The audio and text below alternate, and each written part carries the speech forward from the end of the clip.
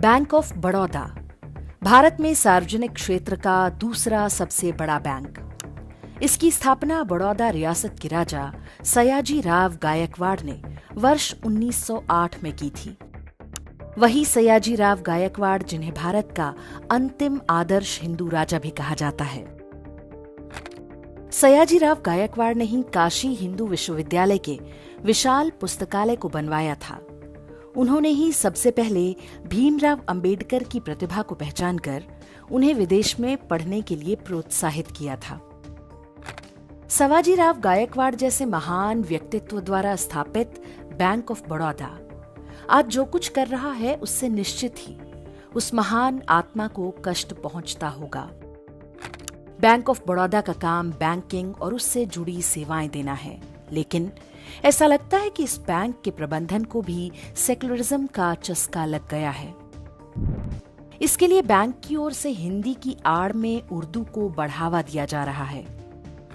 Bank of Baroda ने राष्ट्रभाषा सम्मान के नाम से एक पुरस्कार बांटा। भारत में कोई राष्ट्रभाषा घोषित नहीं है।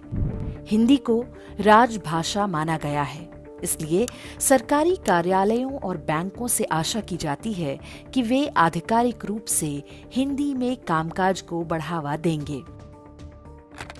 लेकिन बैंक ऑफ बड़ौदा ने अपना तथाकथित राष्ट्रभाषा सम्मान उर्दू उपन्यास अल्लाह मियां का कारखाना को दे दिया।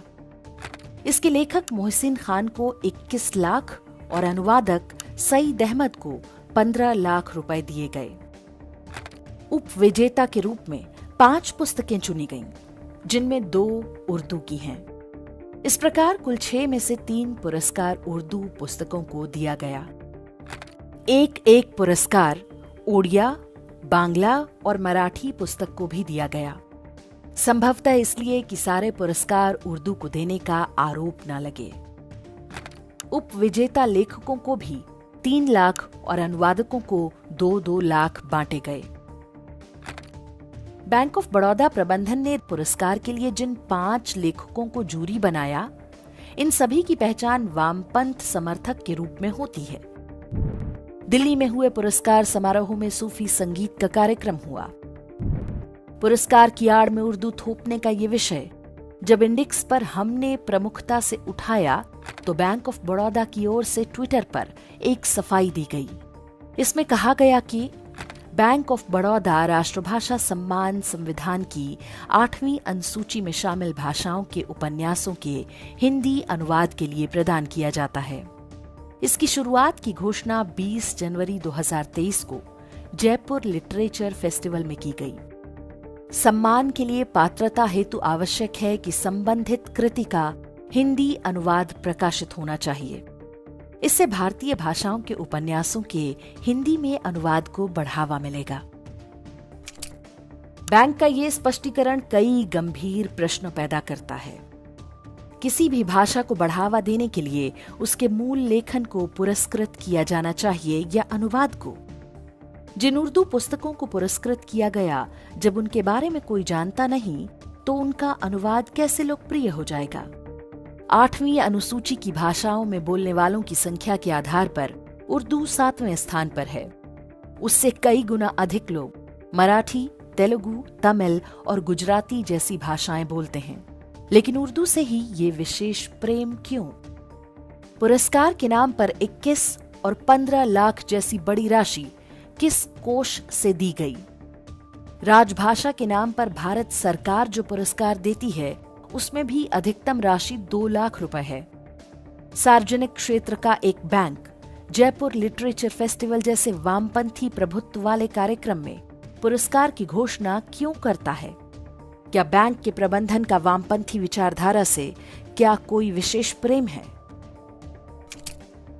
मजहबी तुष्टीकरण के मामले में बैंक ऑफ बड़ौदा की गतिविधियां बहुत पहले से संदिग्ध हैं। भारत में उर्दू को बढ़ावा देने के नाम पर रेख्ता नाम से एक कार्यक्रम हर वर्ष होता है। बैंक ऑफ बड़ौदा इसके सबसे बड़े प्रायोजकों में से एक है। उर्दू के प्रति बैंक ऑफ बड़ौदा का ये विशेष प्रेम सामान्य नहीं है। देश में हिंदी का विरोध होता है, जबकि ये 57% से अधिक लोगों द्वारा बोली समझी जाती है। हर भारतीय भाषा को लगता है कि उन पर हिंदी को थोपा जा रहा है, जबकि वास्तव में उर्दू थोपी जा रही है। देश की राजधानी दिल्ली से लेकर तमाम रेलवे स्टेशनों के बोर्ड पर उर्दू में भी नाम लिखे जाते हैं, जबकि बांग्ला, मराठी, तेलुगु, तमिल, गुजराती बोलने वालों की संख्या इससे कहीं अधिक है। कन्नड़ बोलने वालों की संख्या भी लगभग उर्दू के बराबर है, लेकिन इसे केवल कर्नाटक तक समेट कर रख दिया गया।